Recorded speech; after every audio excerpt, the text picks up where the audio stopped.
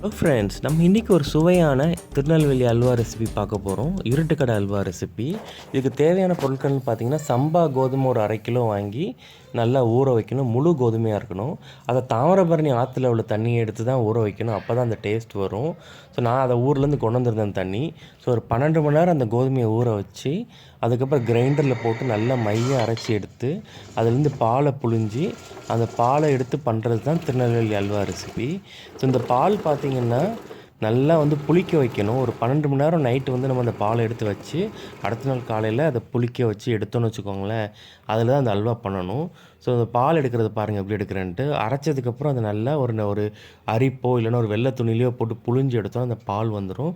அப்புறம் அந்த பாலை நல்லா அரித்து வச்சு 12 மணி நேரம் வச்சிடணும் நான் சொன்ன மாதிரியே.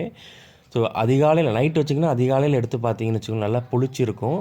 ஸோ மேலே தண்ணி அப்படியே மிதந்துடும் தனியாக புளிச்ச தண்ணி. அதை தனியாக ஒரு கரண்டியை வச்சு ஃபில்ட்ரு பண்ணி அதை தனியாக எடுத்துக்கணும்.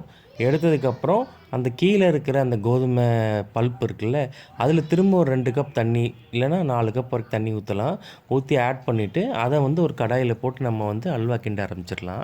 ஸோ தண்ணி 2 கப் இல்லை 4 கப் யூஸ் பண்ணிக்கலாம். 2 கப்னால் ரொம்ப ஸ்பீடாக நம்ம கிண்டிகிட்டே இருக்கணும். 4 கப்னால் பொறுமையாக கிண்டினா போதும். ஏன்னா அது டக்குன்னு அடி பிடிக்காது.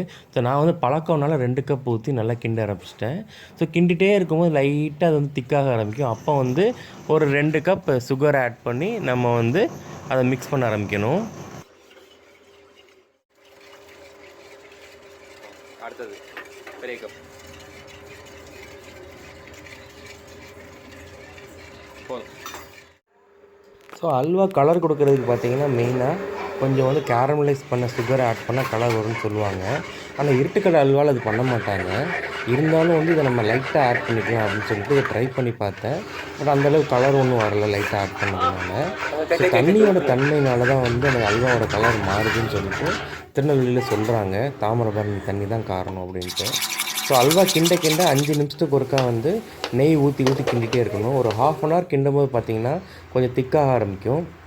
அப்போ கொஞ்சம் கேஷ்யூ நட் போட்டுட்டு திரும்ப ஃபர்தராக கிண்ட ஆரம்பிச்சிடணும். அப்புறம் கொஞ்சம் கொஞ்சமாக நெய் வெளியே விட ஆரம்பிக்கும். அப்படியே நம்ம கிண்டுறதுக்கும் ஈஸியாக ஆரம்பிக்கும் கொஞ்சம் நேரத்தில்.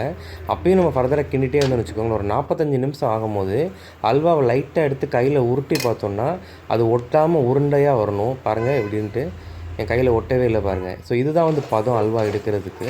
ஸோ இது நமக்கு ரெடி ஆகிடுச்சு. ஸோ இப்போ நல்லா ஒருக்கா மிக்ஸ் பண்ணி விட்டுட்டு நம்ம அல்வாவை இறக்கிற வேண்டியதான் ஃப்ரெண்ட்ஸ். ஸோ இங்கே பார்க்குற அல்வா தான் அப்படியே இருட்டுக்கடையில் கிடைக்கிற அல்வா. நீங்கள் நிச்சயமாக அந்த ரெசிபியை ட்ரை பண்ணி பாருங்கள். திருநெல்வேலி சைடு போனீங்கன்னா நிச்சயமாக தண்ணி வாங்கி வச்சுக்கோங்க வீட்டில் போய் ட்ரை பண்ணுறதுக்கு எந்த ஊர்னாலும். ஸோ தேங்க்ஸ் ஃபார் வாட்சிங் ஃப்ரெண்ட்ஸ். மறக்காமல் செஞ்சு பாருங்கள். சேனலை சப்ஸ்கிரைப் பண்ணுங்கள்.